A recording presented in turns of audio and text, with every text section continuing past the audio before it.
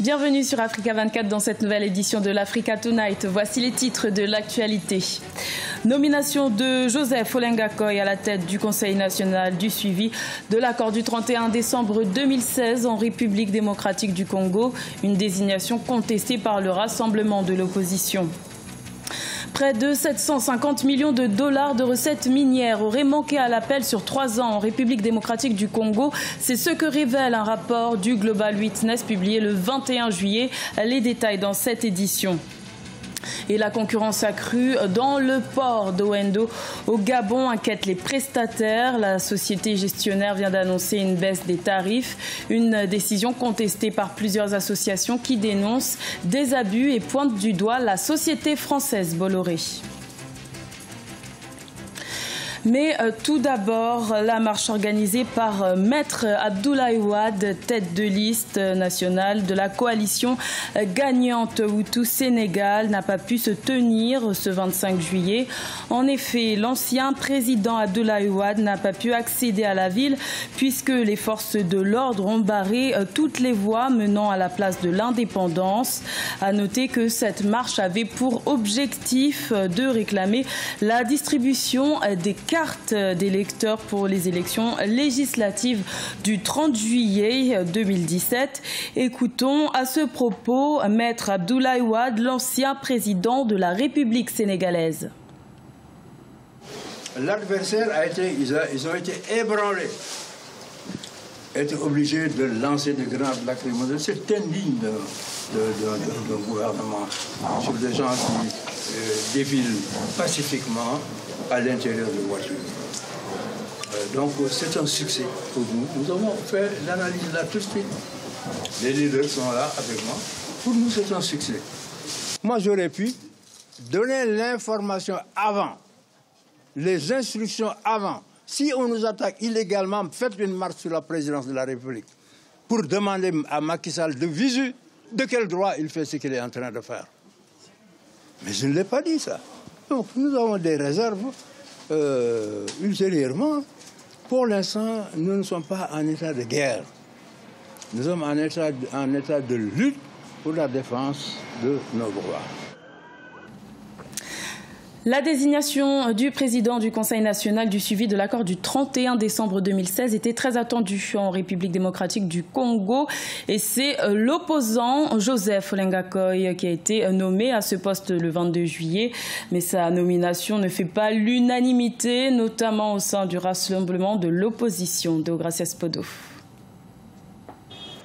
La situation politique reste tendue en République démocratique du Congo. Nouveau point de discorde, l'installation samedi 22 juillet 2017 par les autorités du bureau du Conseil national de suivi de l'accord de la Saint-Sylvestre. Cette instance, aujourd'hui rejetée par une partie de l'opposition, est investie de la mission de sortir le pays de la crise politique provoquée par le maintien au pouvoir du président Joseph Kabila au-delà de la fin de son deuxième mandat le 20 décembre 2016. Le Conseil qui devait vraiment régler la crise et puis vraiment faire la police pour la mise en œuvre de l'accord est parti sur des mauvaises bases. En réalité, si on ne fait pas attention, la crise va encore s'accentuer parce que la personne qui doit diriger cette institution pour la démocratie ne fait pas l'unanimité. Encore n'est pas l'unanimité. Il est boudé, il est récusé par beaucoup de personnes. Le Conseil national de suivi de l'accord de la Saint-Sylvestre a été institué par l'accord signé lors du dialogue politique tenu sous la médiation des évêques catholiques. Le président d'une des branches du rassemblement, Joseph Olenga Koy, a été désigné comme président. De quoi susciter le mécontentement de l'autre branche de la coalition, celle dirigée par Félix Tshisekedi de l'Union pour la démocratie et le progrès social. Ce dernier appelle d'ailleurs ses militants à 2 journées ville morte, les 8 et 9 août 2017.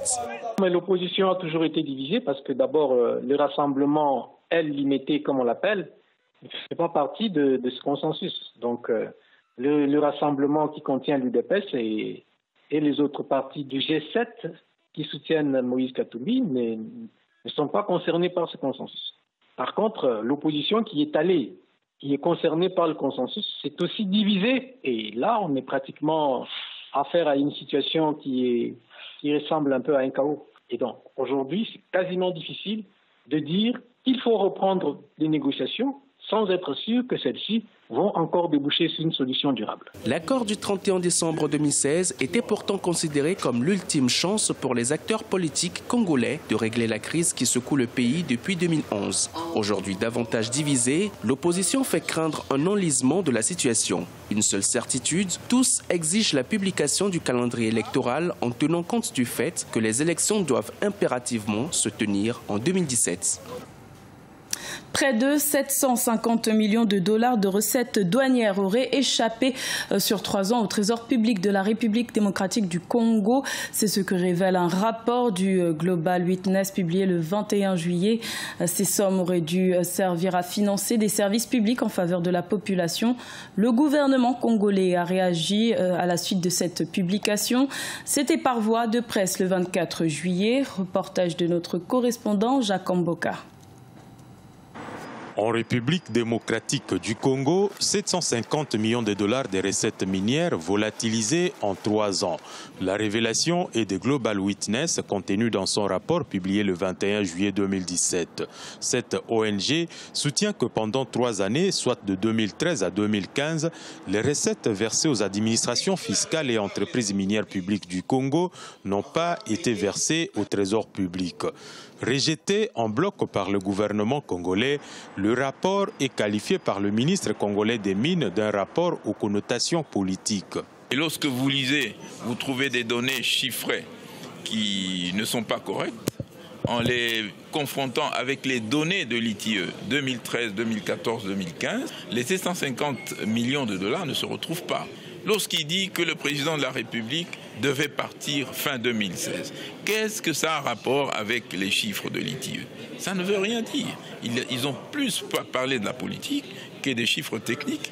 C'est entre 30 à 40% des recettes minières qui seraient volatilisées dans un contexte où la RDC ne parvient pas à atteindre 10 milliards de dollars de budget malgré les diverses richesses que le pays regorge. Et si global que nous allons contacter tout à l'heure pour protester parce qu'ils ne nous ont pas fait voir leur rapport avant de le publier en ce qui concerne les références à l'ITIE, s'ils nous le démontrent, nous le dirons qu'est-ce que ça signifie exactement. Mais pour l'instant, au titre qu'il fait accompagner avec ces chiffres en disant c'est de l'argent des régies financières qu'elles ont perçu auprès des entreprises minières, mais c'était destiné au Trésor, nous disons, c'est de l'imagination. Au premier banc des accusés du dit rapport figure la Gécamine, la plus grande entreprise minière publique du pays. Le rapport indique que plus de 100 millions sont perçus annuellement par la Gécamine et celle-ci ne verserait qu'une insignifiante somme aux caisses de l'État. Au cours d'une conférence de presse tenue ce lundi 24 juillet à Kinshasa par le ministre des Mines, le directeur général de la Gécamine, présent à cette conférence, a face aux accusations formulées contre sa personne et son entreprise, promis de se prononcer dans les jours à venir. Au Gabon, la société française Bolloré est dans le viseur de plusieurs associations. Cette dernière serait à l'origine de la baisse des tarifs des prestations du port d'Owendo, une décision qui coïncide avec le lancement des activités du nouveau port commercial Gabon, zone économique spéciale. Deogracias Podo. La récente baisse des coûts des prestations du groupe Bolloré au port d'Owendo, au Gabon, suscite de nombreuses réactions et soulève surtout des interrogations. Pour l'organisation non gouvernementale Time, par exemple, depuis 2007, l'entreprise française aurait abusé des consommateurs gabonais en leur faisant payer trop cher plusieurs produits de première nécessité. En Thaïlande, le sac de 50 kg de riz va coûter 1500 francs CFA. Mais lorsqu'il sort du port d'Owendo, le sac de 50 kg de riz revient à 10 000 francs CFA. Donc, entre la Thaïlande et le Gabon, 8 500 francs se sont ajoutés.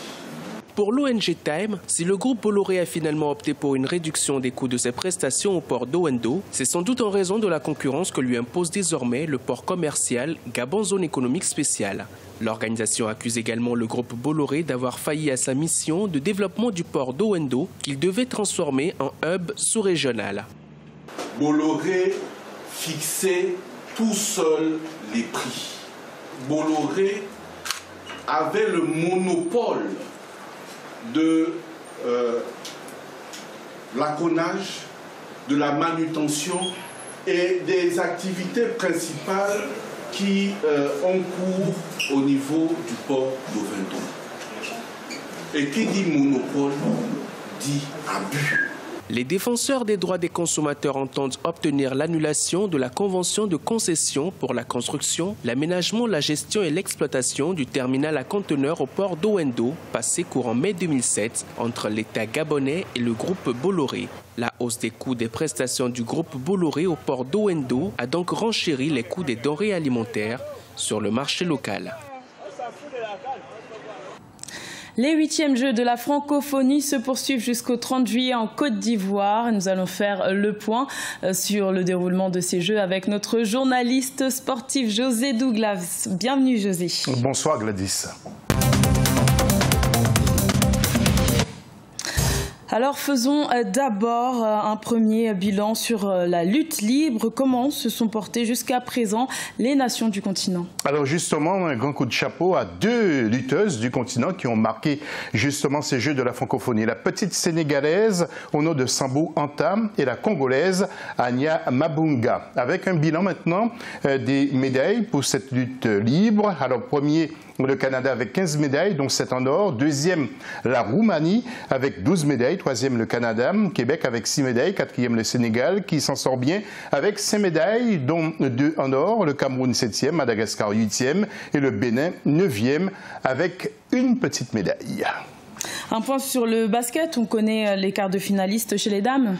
Oui, alors les jeunes maliennes, il faut le dire, Gladys, les guinéennes, les sénégalaises et les ivoiriennes ont sorti littéralement les griffes sur le parquet et ont effectué un superbe parcours jusqu'à présent. Mais il faudra une gagnante en tout cas, ou du moins 3 équipes sur le podium. Alors pour le programme maintenant des quarts de finale chez les filles, sachez que le Canada et Québec rencontrera le Mali, la Fédération de Wallonne et de Bruxelles contre la Guinée. Il y aura aussi un France-Roumanie et enfin le choc Sénégal contre la Côte d'Ivoire. Et n'oublions pas le handisport qui a aussi toute sa place dans ces Jeux.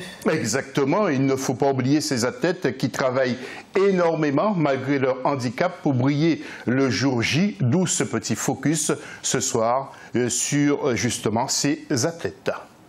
Et quelques mots sur les faits marquants de ce mardi 25 juillet, José. Alors en image, c'est parti Gladys, avec pour le 100 mètres femmes, première la burundaise Marthe Loala, 13 secondes et 32 centièmes. Pour la finale du 110 mètres haies que nous allons voir tout à l'heure chez les hommes, avec les Français qui ont dominé, avec Loïc Erkomrat. Nous allons voir ensuite la finale du 3000 mètres steeple chez les femmes. La Marocaine Fadoua Sidi l'emporte devant une autre Marocaine, Oumana Saoud.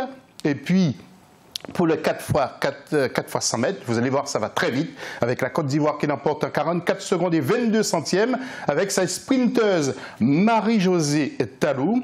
Et deuxième, l'équipe du Cameroun, avec 45 secondes et 23 centièmes. Et nous passons chez les hommes, encore les Ivoiriens avec une belle équipe, Francis Goubel, il y avait Arthur Cissé Game, il y avait aussi Aurel Aimé Chan Bichan et Wilfried Serge Kofi Ouya. Nous allons passer à d'autres images de ces Jeux de la francophonie avec le concours. Il y avait le lancer de javelot chez les hommes et c'est une affaire roumaine avec le roumain Georges Catalin Zaharia qui l'emporte. Pour le saut en hauteur chez les hommes, le Canadien Sinket l'emporte, mais le Camerounais que vous voyez en image termine deuxième, Fernand Djoumessi. Tom Fak. Et puis pour le lancer de proie chez les femmes, la Camerounaise Oriol Dongmo, 17 mètres 20. Et deuxième, la Guinéenne Marioma Keta. Et un aperçu du programme de ce mercredi 26 juillet. Alors, un programme très alléchant, bien sûr, Gladys, avec de l'athlétisme, du tennis de table, du handisport, du judo, et puis les quarts de finale du tournoi féminin de basket avec les horaires en GMT, s'il vous plaît. 13h30, Canada, Québec contre le Mali. 15h45, Fédération de Wallonne et de Bruxelles contre la Guinée. 18h, France-Roumanie. Et 20h15, le gros choc Sénégal-Côte d'Ivoire.